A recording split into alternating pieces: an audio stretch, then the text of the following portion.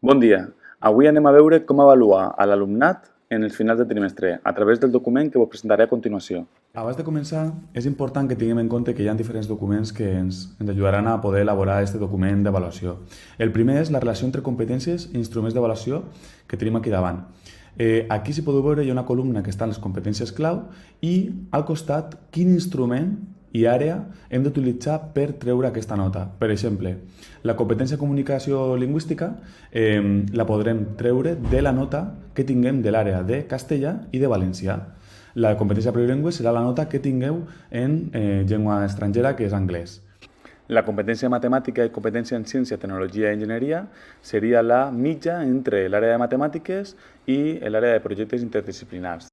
Aquestes notes, per exemple, el tutor sí que les pot posar i l'especialista també, però hi ha algunes que s'hauran de decidir en la junta d'avaluació, quan estiguem tots els mestres implicats en el nivell, com per exemple la de competència ciutadana, que en aquesta s'haurà d'utilitzar l'escala d'observació de conducta que tinga el tutor sobre l'alumne o alumna. També s'haurà de veure quina és la nota que ha tingut l'alumne en valors, i la d'educació física i religió. Aquí és una barreja de diferents notes, que és la que s'ha de consensuar quan estiguem tots en la reunió d'avaluació. Aquí este és aleshores el document que prenem de referència per a poder veure quina competència clau i quin és el nivell que obté l'alumnat segons l'instrument i l'àrea. L'altre document que tenim és el de l'informe d'avaluació, que aquí és on trobareu totes les competències clau que estan distribuïdes en els diferents cicles i que, a més, en cada un dels nivells hi ha una petita descripció. D'acord? Aleshores, si estem en la competència en comunicació lingüística, depenent de la nota que ha tret l'alumne, agafarem el nivell baix, mig alt o alt. Teniu en el següent document l'escala per saber, segons la nota que tinga, en quin dels nivells s'adequa. Ara veurem en el document que aneu anant emplenant la descripció de la competència.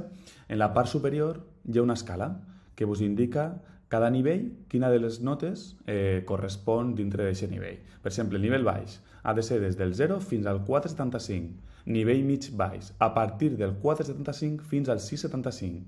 Nivell mig alt, a partir del 6,75 fins al 8,75. I el nivell alt, a partir del 8,75 fins al 10. Ara, una vegada tenim clara quin és el nivell de competència, el que fem és seleccionar aquella petita descripció i l'anem a copiar i pegar en el document de l'informe d'avaluació de cada alumne. Aquí, si vos fixeu, ja estan pegats els diferents nivells, però vosaltres trobareu el document com el que esteu veient a continuació. Simplement, just a baix de cada una de les competències, aneu a pegar el nivell que correspon. Aquí estan totes les competències i a baix fiqueu la seva descripció. Sempre recordeu fixar-vos que esteu en el cicle que vos correspon. Aquí tenim els 3 cicles. Igualment, en aquest document teniu a baix, per si voleu ja introduir, l'observació del vostre alumne o alumna, que aquesta és la que s'introduiran en Ítaca.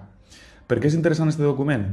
Aquest document és el que heu de portar emplenat el dia de la reunió d'avaluació i quan anireu explicant, quan anirem parlant de cada un dels alumnes, anirem veient quines són les seves competències i en les que s'han d'intentar consensuar amb altres especialistes és quan allà podrem modificar-la i així anar fent el document un a un i tenir-lo reemplert una vegada acaba la sessió d'avaluació.